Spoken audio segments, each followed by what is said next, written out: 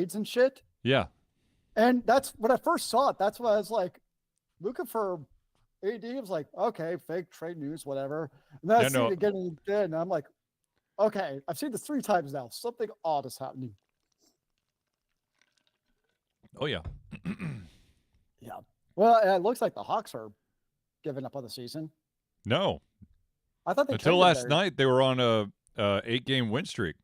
I mean, as far as trading assets at the deadline, they got the most they were going to get out of DeAndre Hunter, and Bogey was having his worst season. Okay. I mean, are we going to win the NBA championship? Heck no, because we don't have Jalen Johnson. But that being said, the crew that they're putting out there has been playing really, really, really, really well. So I can't complain too much. Fair enough. So, anywho. It's crazy because think of like the MVP debate, and if they did not have Trae Young, they'd be like the worst team in the league. Well, if they didn't have Jalen and not Jalen. Yeah, Jalen Johnson. Isn't that his name? I'm just blank. It's Trae Young and the guy who's out for the season. Yeah, that was rough. He can't stay healthy. That's the problem. Anywho, all right. Let's start this, shall we? Hold on. Let me take pain pills real quick, just so before I forget again.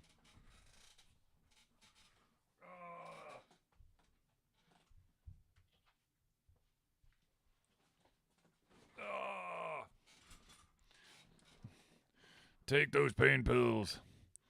Yeah, I was kind of sad that we didn't do our show last week, but at the same time, man, when I decided to do that last minute cancellation, I ate my food and then I was like basically brain dead, munching on food for like 45 minutes, watching some random TV show. I don't even remember what it was. Something about some cop from the future that gets thrown back in time, like 70 years or something, with a couple of convicts. Continuum? Yeah, that's it. That's actually a really good show. Well, I watched the first episode. I think I watched the first episode. It's a classic Sifi show. Sifi. But yeah, that's when I would highly recommend watching while you're coherent. Yeah, well, because it is definitely one of those with the time travel shit where knowing what actually happened can be useful. Yes. And the lead lady detective, I forget her name now. I don't. Yeah. Anyways, all right. It's a good show. Let's do this. Muting Zealeus.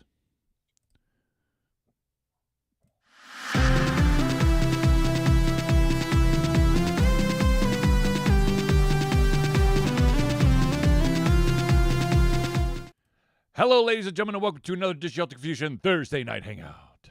Hello, greetings and salutations, good sir. Are we alive and well? Me and you here to do the thing?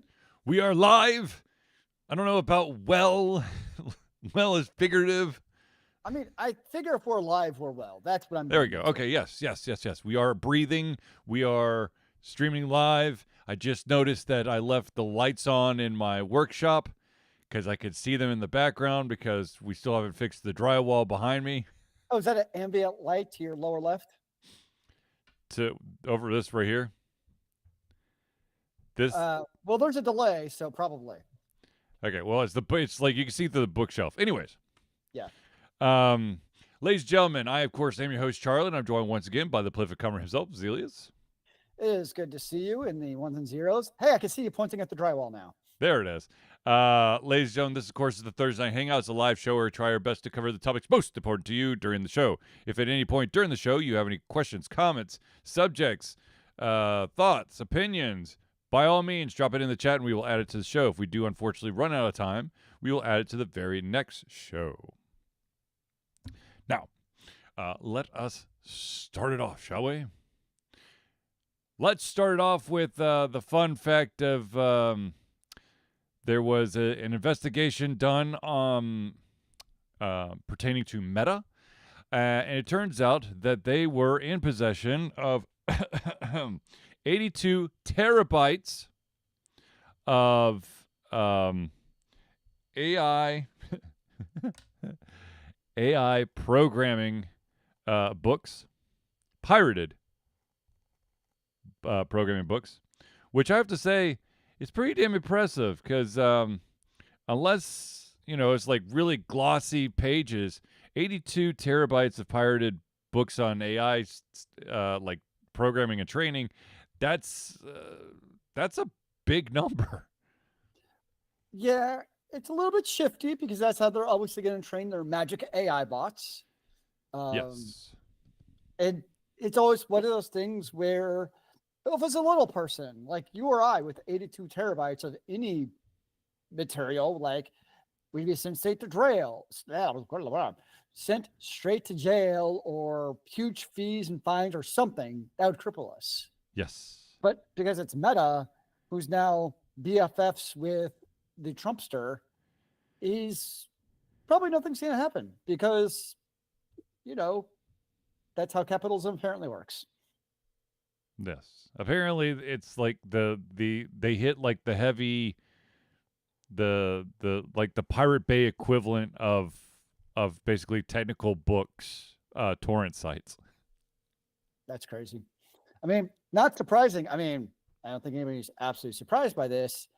But yeah, it's just I just can't say I'm surprised.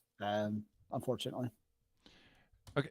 But here's the thing that's just like that just makes me really scratch my head. Meta is like tons and tons and tons and tons and tons of money, and I'm sure that these books wouldn't have broken the bank. I mean, the sheer volume of books probably would have filled up a freaking, Barnes and Noble. Honestly, though, if you think about getting books, it's easier to just torrent them all, right? Yeah, it's kind of like, you remember like the old days, not that any of us did it, the old days of like TV shows and movies and music for that matter. It's just easier to go online and just download them all. Yep. And it's probably the same thing with books. Yep. So my assumption is probably part of it is they just decided just go purchase it and call it a day, or not purchase it, but pirate it and call it a day because then we have it. Gotcha. Yeah. Let me make sure something here. Do you hear it? Just Zealeus, do you hear it through the laptop or on the stream? The laptop, because I only listen to you through the Google Meet. Okay, it's probably just the internal mic on the laptop then. Being stupid, like usual. I'll have to get a fancy mic for that, so I'll be talking a fancy mic for the laptop and then a fancy mic for everybody else. But anywho's, the next bit of news is that the creator of a now truly famous comic book series. I'm not saying that it wasn't famous before, but thank you, Ryan Reynolds, for pushing it to the forefront for everybody. The creator of Deadpool, Rob Liefeld, has apparently had a huge falling out with Disney and Marvel. Oh. And this kind of stems from being slighted at the Deadpool and Wolverine premiere. Basically, he was denied access to the after party. And apparently he also stated that basically the head honcho for the MCU movies, Kevin Feige? Yeah. Well, however you pronounce it. He apparently is like a total douchebag to the comic book creators. He only is interested in like the movie aspects of it. And not like, the source creator. So, which means that Charlie absolutely loves them, because we know Charlie doesn't care about the source material whatsoever in any product ever. Of course. Also, Liefeld also said that there was like a bunch of like publicity pictures that were taken of him and then were not added to certain like group shots. So, yeah, that's not fun at all. I mean, you think that I get that they take a concept and then move it to, the screen. Yeah. So in Fine's mind, it's like his content, which I get to one extent. Yeah. But like at the same time, like even just recognizing, hey, like this is coming your back. Like it's not like you're asking, it's not like you're magically financially compensating him more or giving him a point of profit or anything. You're just like recognizing that, hey, we wouldn't be here without you in the first place. Right. Like nobody's gonna be like, oh, you're a lesser man for that. That's what's so irritating to me about that. Like recognize how we built like some of these institutions we have. Mm-hmm, mm-hmm. So I'll be curious to see if he actually does some kind of like indie project or maybe signs with another label and creates a live pool, yes, kiddie pool, dead spa. Yeah. Dead pond. Live pond. There you go. Deaderine. Deaderine. I don't think he had anything to do with Wolverine, though. You never know. I'm just thinking of the mashup movies. No, I know. But yeah. Anyways, he no longer works with Marvel, which then I guess technically means he doesn't work with Disney either, because Disney owns Marvel. And with that, the bucks will continue rolling into the Disney train. Yes, as long as Ryan Reynolds dons that sassy red mask, I think that the Deadpool will still make plenty of money. Though I would be interested to see if he still would get like some sort of like royalties as being with the creator, or if he's now completely cut off from the Deadpool's like money feed. I would hate to lose that money feed because I'm sure it was nice. Yeah. But again, maybe he wasn't making anything to begin with. Yeah. I mean, I guess if you weren't making anything anyways, then it's like, what do you lose, I guess? Right. So speaking of comics or animation, though Deadpool's not animated, though there's a lot of CGI in it. There was an article the other day that I read, and I found it very interesting, and I agree with it to a huge extent. And Zealeus, I know, is also an individual who watches animated shows, especially anime. So I wanted to bring this up. There was an article that basically stated that a lot of new anime that's coming out are immediately getting discounted by maybe more casual viewers because of the extremely long titles to the shows. I'm trying to think of one off the top of my head.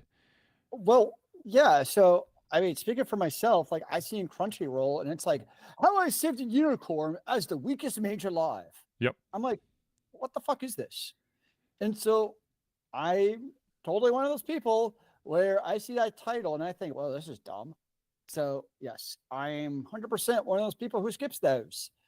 I did see some conversation around that. Yeah. And my take from it is that one of the problems you have with internet conversation runs, internet conversations around that type of content is I think it was when we talked with Craig Campbell in the past, it's the silent majority. No, the vocal minority. Yep. So when you get that type of content, people are like, oh no, the titles are so cool because of XYZ and they're the best ever. They might be, but really, I would argue at least, those titles need to be catering to people like me. I'm very much a casual anime watcher. Like I've watched some stuff on, Amazon Prime, the secret level stuff. The Netflix had stuff like the Castlevania. And then you look over on Crunchyroll and things like, Record of Lotus Wars, things like Solo Leveling. But what do those all have in common? Those are all pretty well-known things, right? Like they're not just some weird random thing out of left field. Mm-hmm. And like, I'm a much bigger audience than your hardcore anime watchers who like, and this isn't to cast shade, but let's be honest, hardcore anime watchers pretty much are going to watch anything that comes out regardless of the title. Like that's not going to, I think at least, affect their watching habits. Right. It's people like me who it's going to affect the watching habits. It'll be like, let's take The Witcher, right? If you called The Witcher the old man with gray hair and the very young lady who is the weakest of them all, I'd be like, this is stupid. Like, I mean, to me, that'd be the analogy. So titles do matter to me. Yeah, I think for the more hardcore fans, I think that the titles probably don't have as much of an effect simply because a lot of these titles are exactly the titles of the manga. And so when they just transfer over just so that there's no confusion, they just keep it. So like, for example, I just grabbed a random one that is 1, 2, 3, 4, 5, 6, 7, 8, 9, 10, 11, 12 words long. Okay. So instead of having like, I was just watching, God darn it. What was the, oh my gosh, there was a Batman series. It was an animated series, but it was like, it was basically Bruce Wayne's replacement because Bruce Wayne was like super old. Now I can't remember what the hell the name of the thing's called. Not Robin. It was like, it's, oh my gosh, this is gonna bug me. Hold on, must look up. Probably must go to his own version. Batman Beyond. Batman Beyond. Okay. As soon as I opened up the browser, didn't even have to type it in. Batman Beyond. Okay, so you know that it's set in the Batman world, but it's a different one. But so, for example, okay, for this, however many words I said, my next life as a villainess, all routes lead to doom. Cool, bro.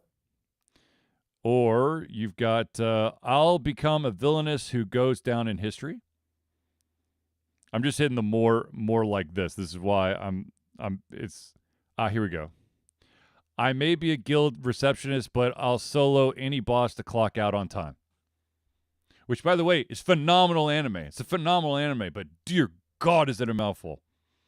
It's even to me as simple as when you're talking to friends and you want to talk about anime, it's really easy to say, yo, dude, that Castlevania anime. Yeah. Versus a mouthful of random words I'm not going to remember. Here we go, Zealeus. Here's one just for you. It's right up your alley. I left my A rank party to help my former students reach the dungeon depths. I was actually looking at that one. I remember seeing that one on Crunchyroll. I was like, what is this? You can ask my eldest son. I think he actually started watching that one. Nice.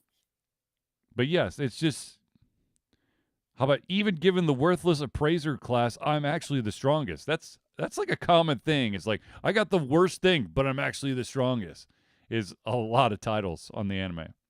What about I am the strongest, but I have the weakest? No, there was I've got the weakest, I am the weakest class, but the strongest in the world, or something. Yeah. I don't know. Isn't there a name for like that entire genre? I don't. Well, most of it revolves around isekai, which is you get transported in a different world. Okay. Like dot hack. Going way back. No, I don't know if he's dot hack. You get trapped in the game, so yes, because you can't log out. So it's not solo leveling. A lot of people say, "Oh, solo leveling is isekai." No, that's them jumping into, because you can actually see them outside the game. No, they choose to. Yeah, it's exactly. Yeah. Anywho, so yes, I personally think that I mean, look, don't get me wrong. There's a lot of phenomenal animes out there with just really long titles, and it's going to turn off a lot of people. So if I had one bit of advice, I would say go talk to Stu Gibi and figure out how they do their titles for their movies, and just shorten the damn title, because I need it. I need a little bit. I don't need the synopsis as the title. Though I did find it funny. I don't remember what the anime is off the top of my head, but there is an anime out there that's got a short title, but then the episode names are like paragraphs. It's like Sword Master, and then episode 1. The time I went adventuring and had to kill that wolf, but it turned out to, but in the end, the wolf ended up being my ally. Like, what the That I don't mind for a title of an episode. Yeah. I want to be like, let's go and get Impossible Mission Force, the independent espionage agency of the United States. Yeah. Like, what? Yeah, exactly. So yeah. Yeah, I mean, now I'll also grant, though, probably most people who are on Crunchyroll anyways, most of them are probably, like, if you already have a Crunchyroll subscription, I might actually be the outlier in that regard. Yeah. Where I'm much more casual, and most people who have it are probably more into it than I am, honestly. So, well, I'll be honest. I usually I go, and when I go onto like Crunchyroll, if I unfortunately choose something that doesn't have a lot of ends up not having a lot of episodes, I'll just go to more whatever that other tab is. The more like this. And then I'll just select off of that. So that's how I end up watching the shows with the very long ass titles. Nice. Okay. Sorry, once again, my neck is killing me, so me looking down at my notes may take me like a couple seconds, because I literally have to like my neck down and up. No jerky movements from Charlie today. Yeah. How about the fact that the Switch 2 price may have been leaked thanks to a Costco in Canada? One of the employees took a picture of a placeholder card that stated Nintendo Switch 2, and the price is, Zealeus, you want to take a guess? $300. $499.99. I think it won't. I think it'll be a much harder sell at $500. Honestly, I know that I totally get things like the PS5 and the Xbox One sold at that price point when it came out, but when the Switch came out at $300, in my estimation at least, it was also easier, for instance, like for families, from a handheld perspective, to be like, okay, we can get like one or two of these. Right. It's just, and a lot of households have multiple Switches, like not just one. Whereas like when you start getting that $500 price point, that really makes a difference as far as like, what are you going to do for your economics as far as getting, like, now you're talking one console. Okay. Well, I want to do a caveat real quick. And that is that $499.99 price tag, if this was indeed from a Costco in Canada, we're talking about the Canadian dollar. And so that actually puts in an additional 100 on top currently. Though that might change by the time the Switch 2 releases. Maybe the amount of money, the exchange rate will have. I will say, if it's that price point, I also hope that means it comes with the OLED screen in the base model. I guess did we ever like confirm if there's the OLED or if it was the? Nope, we still don't know. Okay. That has not been confirmed as far as I've known as of last. It could have changed in the last week, but last time I looked, we still don't know.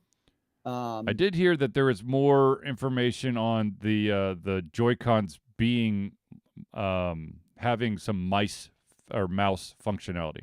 I did see that. And it's interesting, and yeah, I think it's one of those things where it's like, okay, cool, because it's like, it's probably not going to be like, it's not intended for me to go play Fortnite with. Right. But at the same time, I could see especially like maybe some of the more mystery or like, oh, what's that series of like mystery solving games? Yeah, Dr. Layton or something? Oh, Professor Layton. Yes, thank you. Professor Layton. Like those type of games. Yeah. Okay. I could see it being leveraged in a game like that. Because that is something Nintendo has done really well over the years, is like peripheral type of thing. I mean, that's what made the Wii so successful. So I say cool. I guess the only awkward thing to me is a handheld device. If I'm in my recliner or my couch or my bed, there's a good chance I don't really have any place to actually use a mouse. Right. Like, I guess I could use my leg, but that's kind of awkward. Though, I mean, it would be, if the mouse functionality would be pretty cool for like some of those like point-click adventure games, instead of having to basically utilize one of the analog pads to just watch the arrow slowly go across the screen. That'd be nice. Excuse me. But my guess is it'll be one of those features that's like, oh, this is interesting, but I don't think it'll be really supported a lot, to be honest. Like, it'll be supported, but at the same time, just kind of there. Right. It doesn't get used as much as maybe they thought it would. That's just kind of my assumption. I think it's kind of like we've seen with like, it's almost like what we've seen with VR, unless it's like a core, like that's why it works with the Wii, right? The Wiimote, like that was an integral, that was the thing with the Wii, right? Was the motion controls. It's almost like the controller was an afterthought versus something like the VR. The VRs are always an afterthought when it comes to consoles. So that's why I'm skeptical of the mouse thing. Like really having an impact on gaming on the Switch too. But no, I'm still definitely keeping a keen eye on to see what happens with the Switch too. Speaking of the Wii, there was a with the Wiimote, there was some games that popped up on the Wii that didn't get a lot of love and attention because you had to buy the additional like real controller to play the games instead of utilizing just the Wiimote and the nunchuck. And I can't remember what the article was, but I think it was like hidden gems that deserve a sequel. And I want to say that the game's name was Zack and Wiki, I think. Yeah, Zack and Wiki, Quest for Barbarossa's Treasure. And I actually had that game. That was a solid game, and I do wish that they would remake it. It was a adventure. Let me see here. It's an adventure puzzle game. I was trying to get a synopsis here, but it just keeps telling me when it was first released.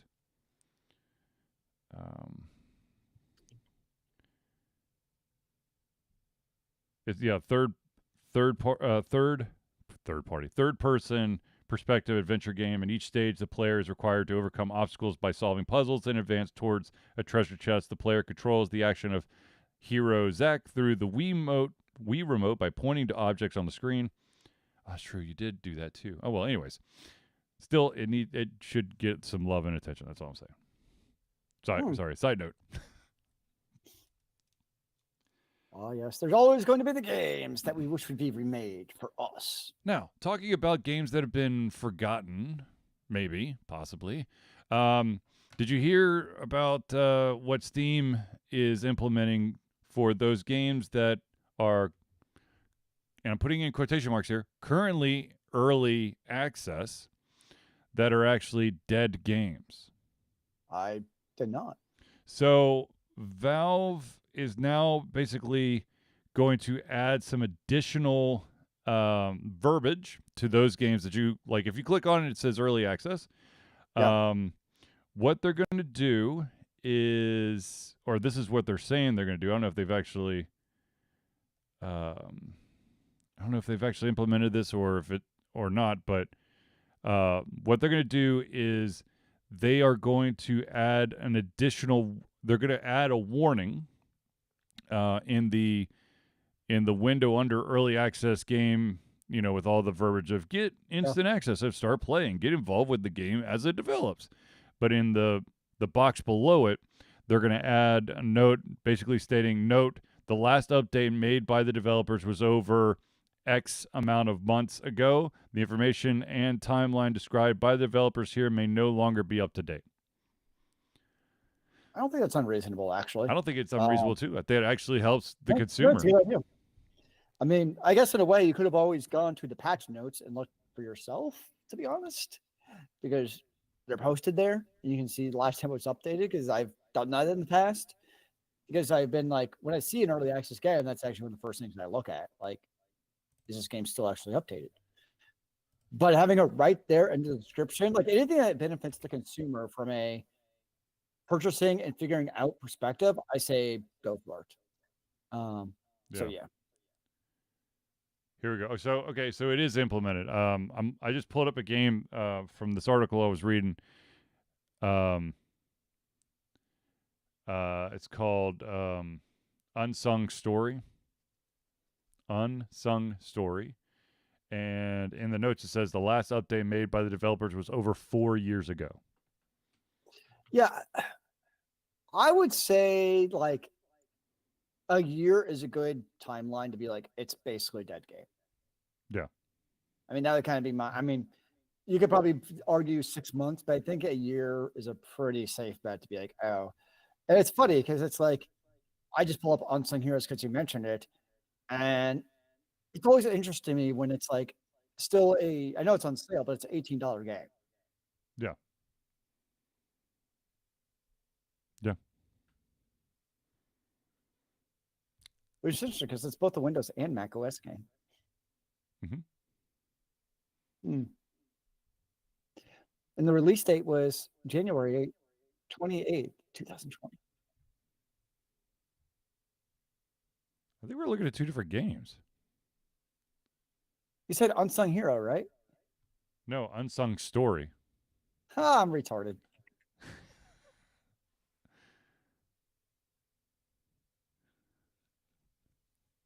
Yeah, Unsung Story went into early access December 17th, 2020. And it hasn't been updated in 4 years. Oh, yeah, this is even more. This was $30. Yeah. Interesting. So thank you, Valve, for looking out for the consumer so we don't buy something that's no longer a thing. I like how when they like capitalize, like it's a spiritual successor to Final Fantasy Tactics. Good luck with that. Yeah, spiritual successor. Okay, so if it's a spiritual successor, here's my question for Zealeus and anyone out there who wants to answer as well. If it's a spiritual successor to a product, in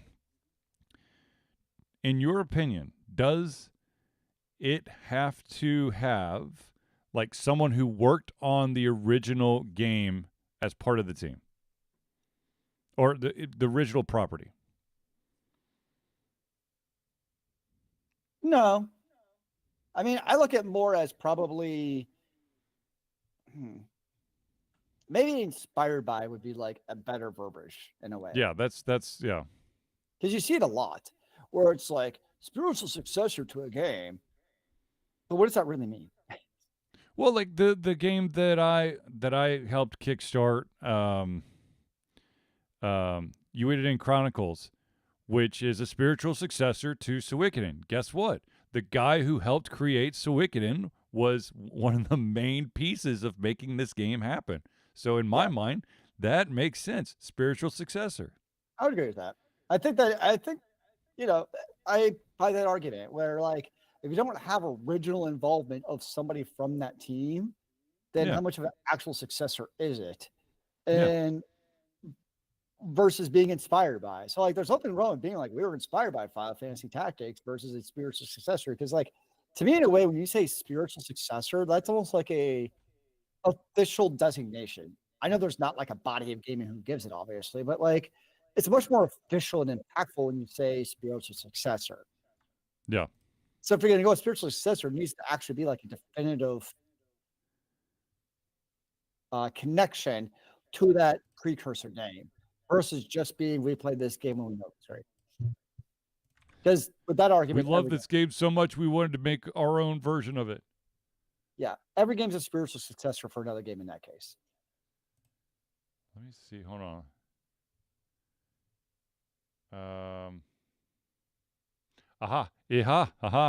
Okay, so the game was originally marketed as being under the creative direction of Yasumi Matsuno, who directed Final Fantasy Tactics. Okay, yeah, I would definitely say that's so there. Now, then, okay, that makes sense. Yeah, I would say that's a legal verbiage to be used. Yeah, it's interesting because you look at this game and it's like you said, 4 years ago, and then in the notes, it's like, how long to get a full game? A year and a half. Yeah. It's like, well, yeah, I don't think it's going to happen. So apparently it was started by another company, and then all of the rights and assets were bought by the company that released it on Steam in early access called Little Orbit. So at that point, it no longer was under the director's thing. So what about this for a curveball? I know this isn't going to happen, but I'm thinking of something like Kickstarter, right? You have like basically $30 to basically, it almost flip it on its head, right? You have basically 30 days to meet the goal or not. Almost like the reverse with early access, where it's like any company, like any major corporation you work for, you're gonna have like milestones, right? Where like I have to have, milestone A 6 months, milestone B for a year. It's almost like if a company doesn't meet, like if a game like this doesn't meet it at a certain point, almost like drop it from the platform. Right. I don't know. Yeah. Well, the only reason why Steam wouldn't do that is because if there was going to be an update, the page would no longer be connected. And it would have to be a brand new page. They'd have to go through all the approval stuff and whatnot.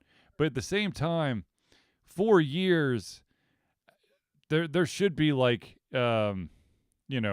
if your product has been dead for X amount of time and it's not officially released, because official release is different. I agree with that. Yeah. If it's fully released, then then it stays there until the owner says, we're taking it down. But if it's in early access, I think 4 years is plenty of time. Yeah. Like it has to be a lot of years. I totally agree with that. I think 4 years is a pretty good line in the sand. Or if your game hasn't been updated in 40 years,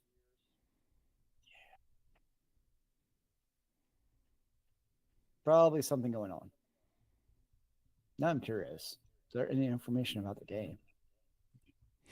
Not anymore. Wait, what? Apparently there's also a There was a Kickstarter with the original owners of the game, and then they sold everything to another company.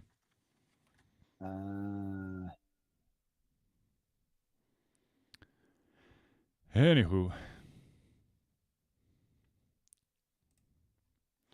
All right, ladies and gentlemen, we're going to pause real quick to thank the individuals who help Alter Confusion be the Alter Confusion that you love and adore. This, of course, is the friends of the show.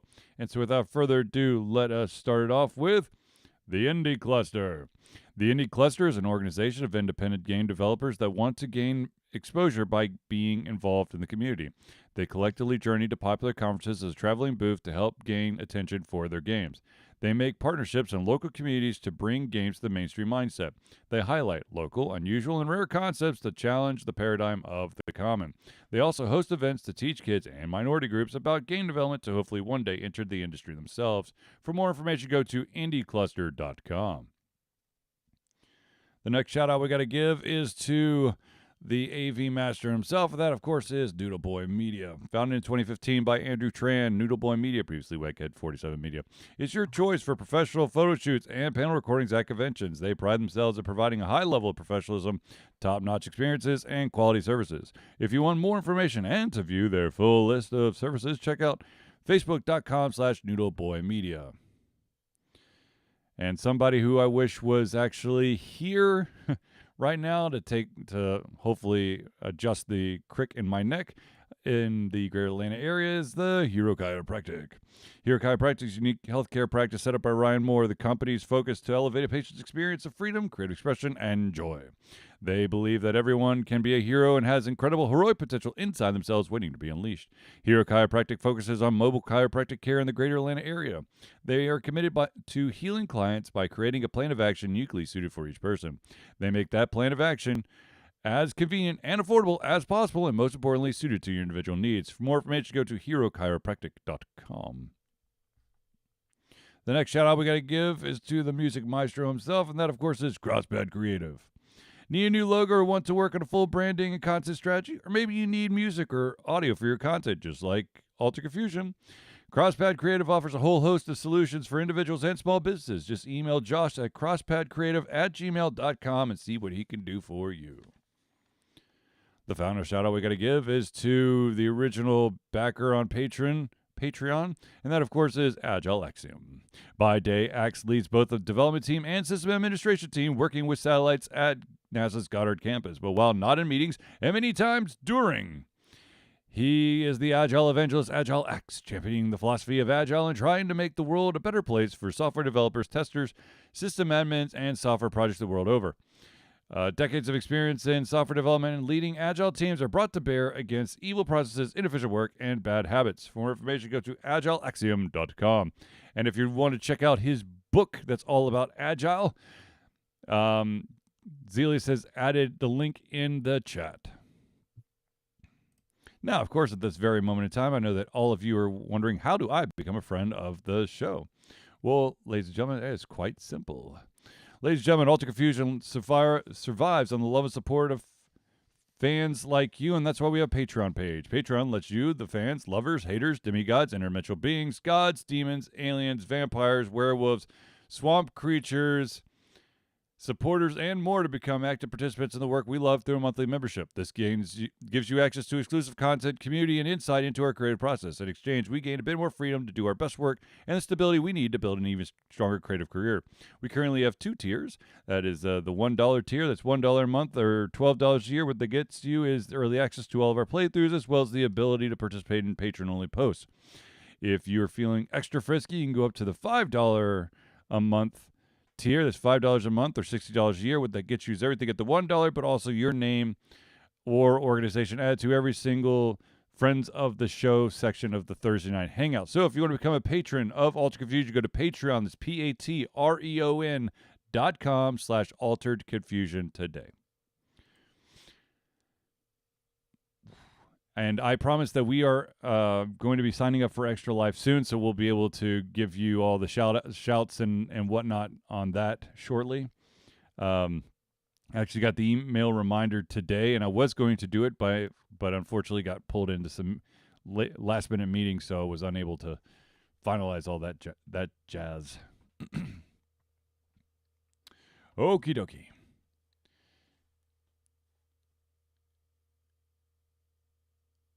You can just do do ! Discord, and it should give you the link. Gerard OP08. Ta-da! Shazam. And I'm pretty sure it works because somebody used it the other day. There we go. All right, let's move back into the stories. Once again, sorry if takes me a second to read my own handwriting. I figured that's just you moving in slow motion. So there was a game out there. I say was. It's still there. It's not like it disappeared or anything, but it's called Multiverses. And it was kind of like, from my understanding, it was kind of Smash Bro-esque, but it had like Warner Brothers characters and whatnot. First, the sad news. They are going to run their last season. I believe it's their season 5. But then they will be shutting everything down May 30th. For users out there who like the system, this is the May 30th is going to be the day that the servers die. But you can still play offline. The only caveat is if you do want to play this game in offline mode and you do not have it currently, you need to run to either the PlayStation Store, the Microsoft Store, Steam, and Epic Game Store and download it now, because when May 30th rolls around, it's going to be delisted from all of those platforms. This game I've never heard of until now, so it must have been super awesome. So,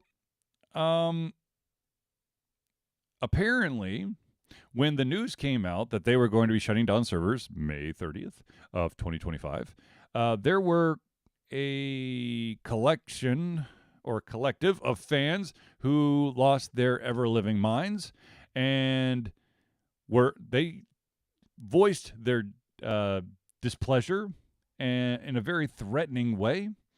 And the director of Multiverses actually came out and said, I know that this is painful for everyone, and I know every member of Player First Games, which is the developer, feels it too, but I have to call this out. You're entitled to what you say and think, but when there are threats to harm, it is crossing a line. I hope that you can take a step back and realize that this is an extremely sad time for the team. I am in deep mourning for the game. Nobody wants this outcome, and it wasn't for lack of caring or effort. Basically stating that the publisher decided to can it, not the developer. So threatening the developer is just mean-spirited. Well, it's like most things. If you don't like a choice, by all means speak your opinion, but that doesn't mean you need to cross the line into violence. Is never, especially for something like this. As such a review should put it, it seems like it was Warner Brothers who made this decision. Yes. Which Warner Brothers is making a decision to shut down a lot of stuff as of late. So, well, it also sounds like there's a lot of nickel and diming microtransactions in the game, where we all know where that comes from. It's not the developers, it's the publishers. So the WVs and the higher up execs, like they tried to ring it for every money it's worth.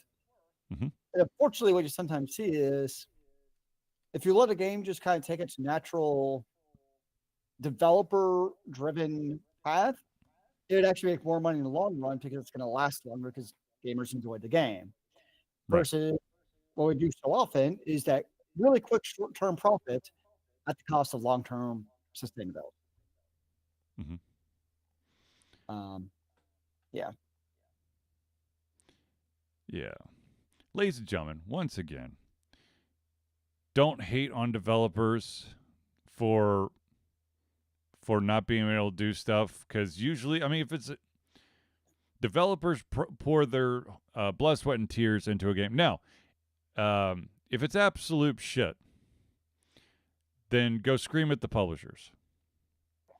From what I was reading in the comments, it's like people enjoyed the gameplay itself. Yeah, and they felt betrayed that the game was going away. Yeah, and it's always tough because like you think of an online game, and a game like that is free to play, so obviously it's meant for people to buy microtransactions for skins and characters, however that works in the game. But they're there to purchase, and now they're gone. Yeah, they're not coming back. Well, I mean, this is a great example of gaming as a service. It is, yeah. It's a gas gaming as a service. But you think of another game where you could buy skins. What's a single player game where you can actually buy skins? I don't even remember off the top of my head. But like even just single player games in general, I know you love your single player games, and that's one of the reasons is like the developer shuts down or publisher, and guess what? You can still play the game. Unless they're some crazy wackadoodle stuff that requires an online always. Though I don't think I haven't seen as maybe I'm playing the correct games now, but I haven't run into one of those games that's a single player, but it's like, oh, sorry, you don't have an internet connection. Yeah, some do that. I think even like the Diablo, like even Blizzard games, like it's not like they're shutting down the Diablo 3 server tomorrow. Right. So it's like I feel like they still continue to. I mean, granted, it's because they continue to pump out seasons. But I feel like there are some, as much as we like to crap on Blizzard sometimes, at least the games are still playable. Yeah. So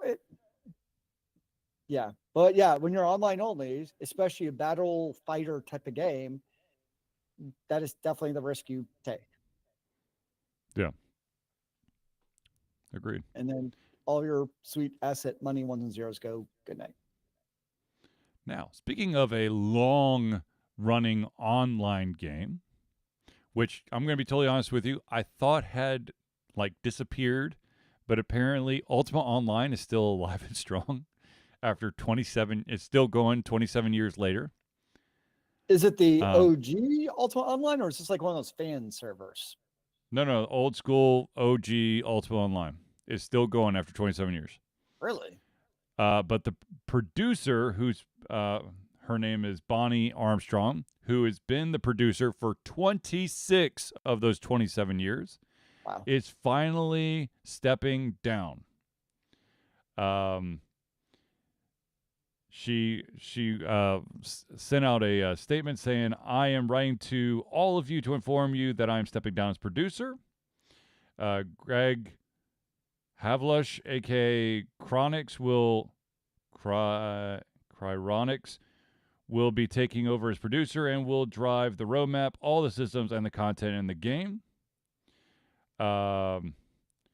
She says, "I am sure all of you are curious as to why I'm stepping down as a producer. I have been the luckiest person alive to be able to work with all the players and smart, creative people I have worked with present and past, but it is time for me to enjoy some time off to work in my greenhouse, play with my puppies, and snuggle with my hubby." Good reasons. Wow, it is fascinating because now I'm looking at the website and it's like, we were just talking about the previous game where it's like, silence for 4 years. Yep. And David, you're right.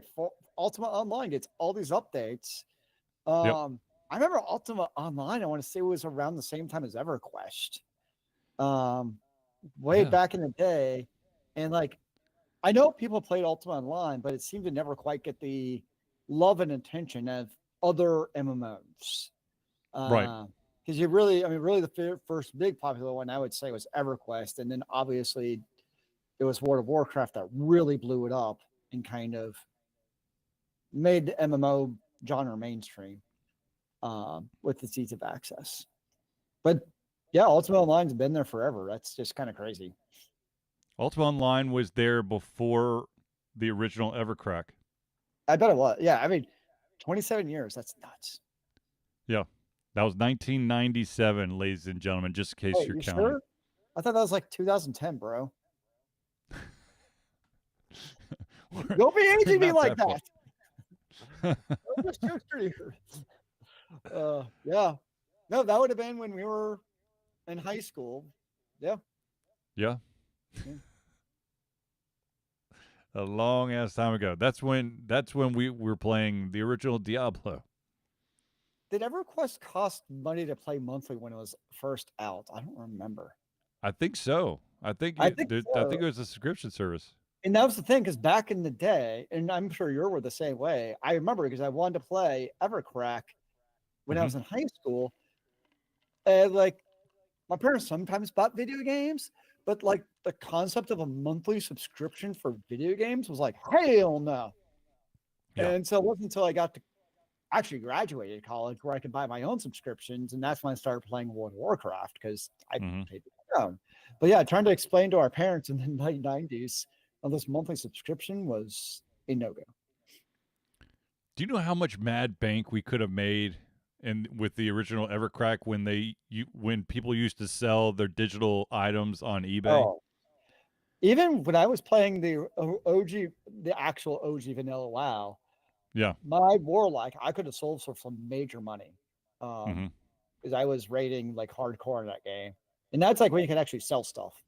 I don't know. I know you can do boost. I know that's a big thing. I don't know if people still sell characters and loot on eBay anymore. I don't know if that's a thing.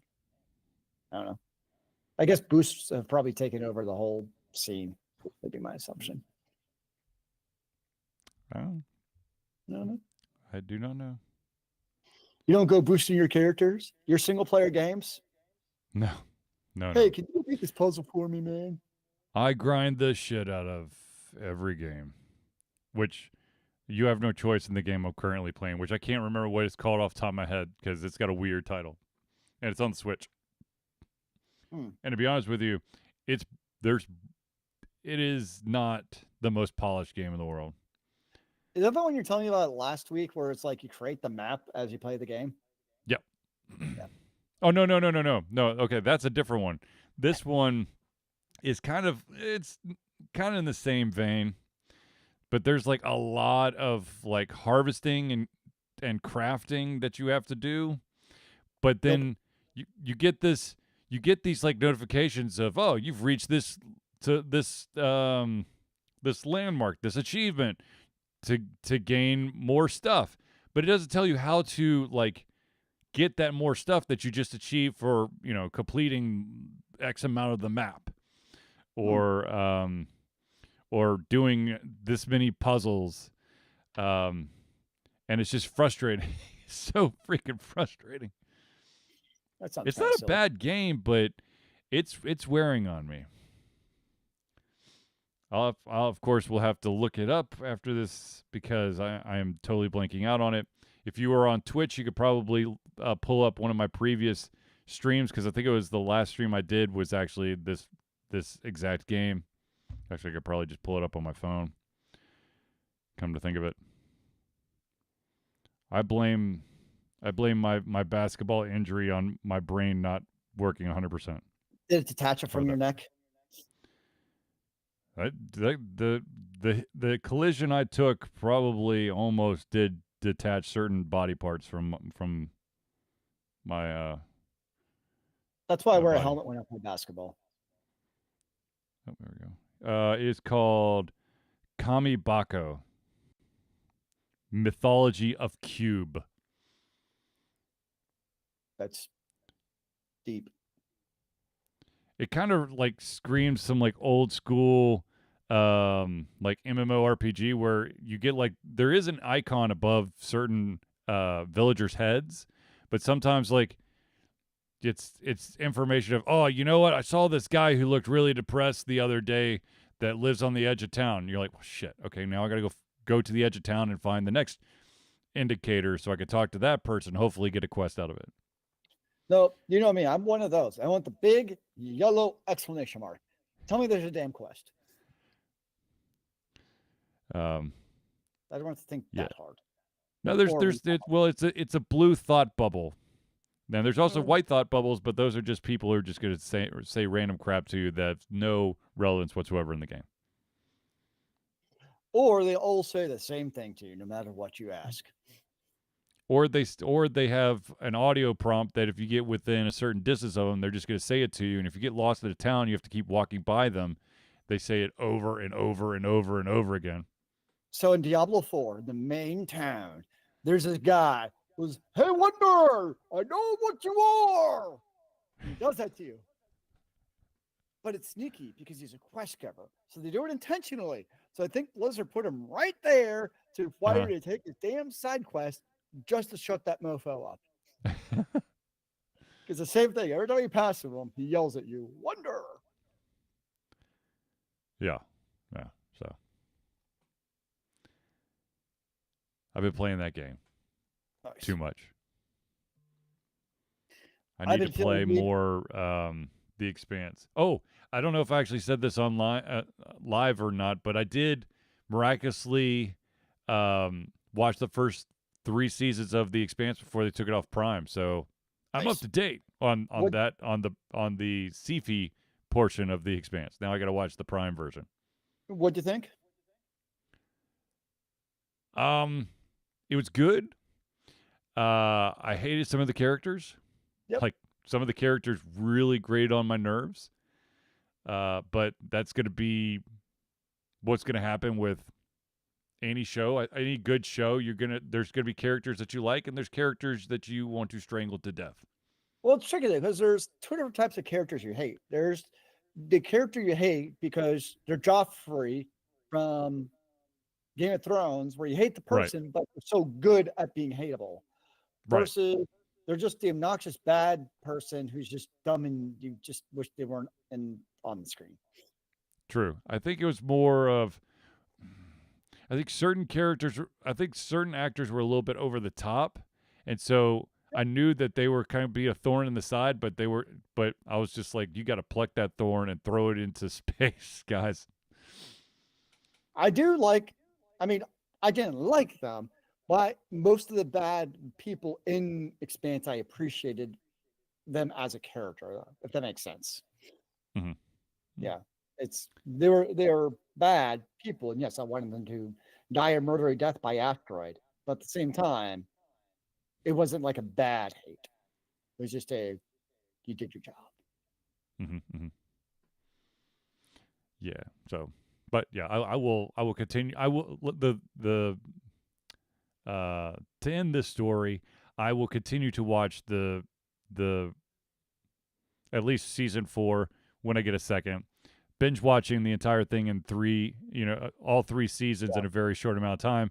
My dreams were all kinds of wonky, and I was like I was also dealing with like a really bad cold, like almost flu, but not quite a flu. And so it was a little loopy. So watching something back to back to back to back also made my reality a little different. Dreaming of what was that special chemical that they found? I don't remember.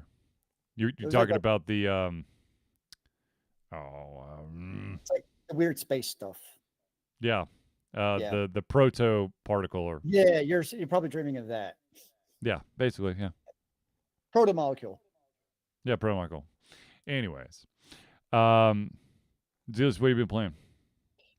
I've been feeling the need to just be mindless in my killing, so I'm playing Borderlands 2 because it's better to murder in video games instead of real life. Touche. Or sorry, Borderlands 3. Oh, well, I mean, which I can't wait for the 4th one to see what new stuff I'll get to kill and what weird ass weapon combinations I will unlock to wreak havoc upon an unexpected vault.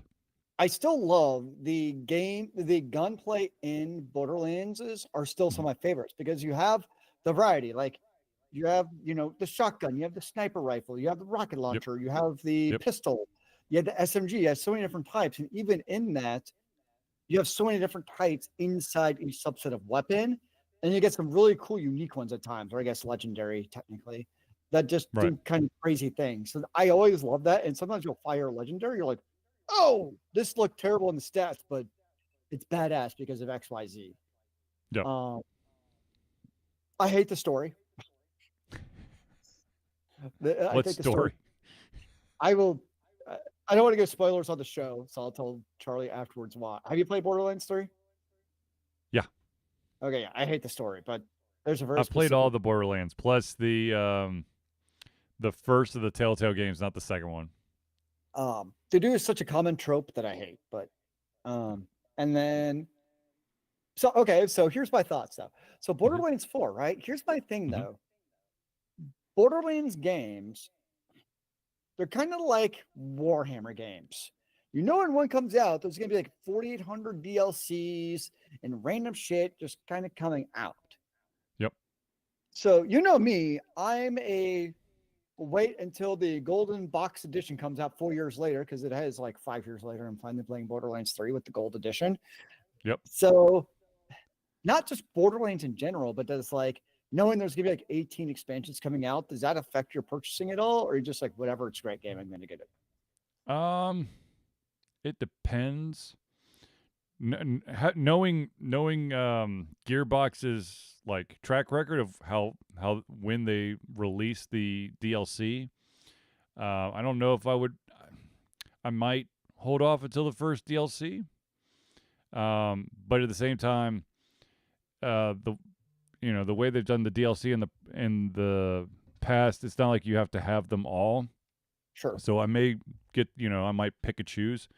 That is true, because they're usually very side content. It's not like they're part of the story, kind of like the characters, but like other DLCs are like story heavy. Whereas you're right, the DLCs for Borderlands have always they're almost like side dungeons in a way. Yep. More than yep. Yeah.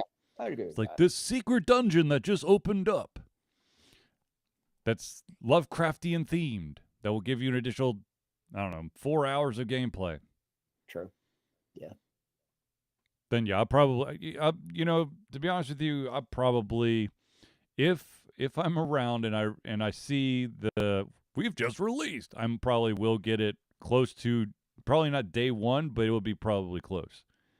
Yeah, I saw the trailer, like the actual launch trailer came out today. I don't know if you saw it, but it looks like there's jetpacks now of some sort. Or like a grappling hook, maybe. Basically more vertical movement is what it looks like. Well, we'll have to see. I mean, it looks like the same great gameplay, like as far as core gunplay, which is what we play Borderlands for, and the wonderful PC and family-friendly humor. Yes. The joys. Yeah, I was talking to somebody, and she was like, I was telling her, it's like, yeah, playing Borderlands. Like, can my kid play that? I'm like, how old? 11? No. Bad idea. Like, that's definitely a high school game. Yeah. At least. Yeah. Anywho. All right. Ladies and gentlemen, I need to put some ice on my neck because it's still hurting, even after taking pain pills. Hooray! But so we're going to wrap it up for this one. More pain pills than alcohol, sir. No. All right. Maybe so anyways, ladies and gentlemen, I want to thank everyone for tuning in to the Ultra Confusion Thursday Night Hangout. For myself, Charlie, and Zealeus. It's been a pleasure giving with our heads, our mouths, and of course, our hearts. We'll be back next Thursday for another Ultra Confusion Thursday Night Hangout. Remember, kids, keep on gaming in the free world. Amen to that, brother.